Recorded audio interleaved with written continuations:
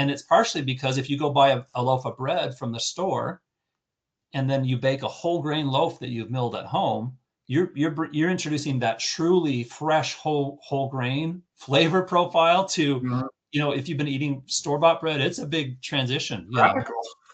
Radical. And so there's that going on. And then if you start baking with ancient grains on top of that, then you've got new flavors coming in. And so if you don't, maybe if you don't have, like I say, I grew up this way, but I do hear sometimes, a wife will say, well, my husband doesn't like, this. And so, I'll say, well, we'll start maybe with 20% whole grain, just start doing it a little bit. You're getting the benefit, some of the benefits nutritionally of that.